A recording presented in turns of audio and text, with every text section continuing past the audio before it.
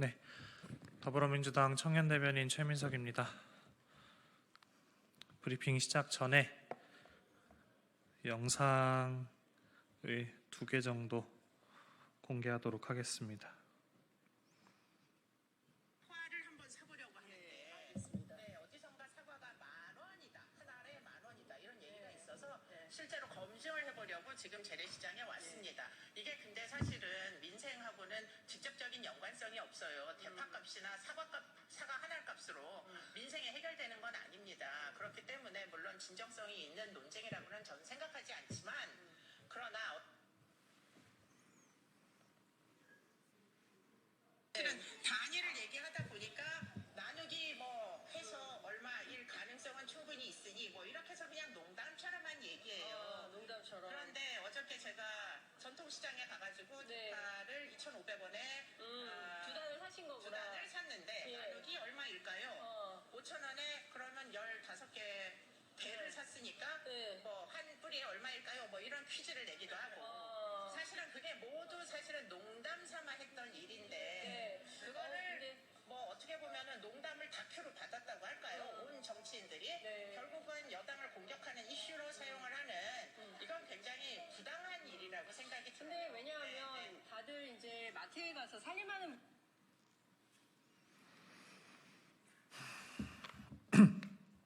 브리핑 시작하겠습니다. 대파 한 뿌리 발언이 농담이었다는 이수정 후보, 파탄난 민생이 장난입니까?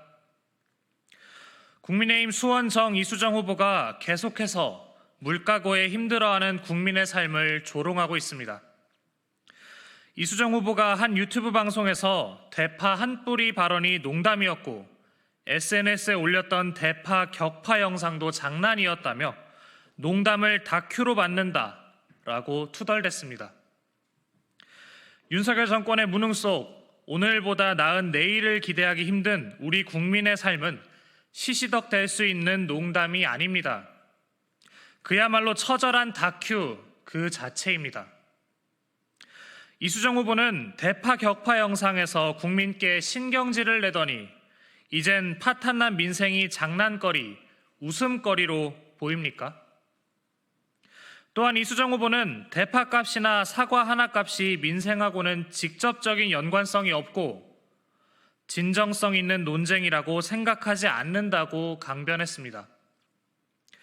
이수정 후보의 민생 인식에 경악합니다.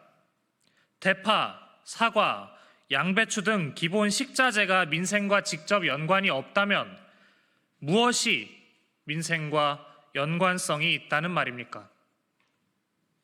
먹고 사는 문제가 민생이 아니라면 이수정 후보는 왜 출마했습니까?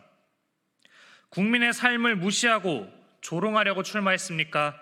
아니면 늘 그랬듯 윤석열 대통령 부부를 지키기 위해 출마했습니까? 민생의 민자도 모르고 민생을 농담거리로나 삼는 이수정 후보의 공천은 국민의힘과 윤석열 정권이 얼마나 민생을 무시하는지 증명하는 것입니다.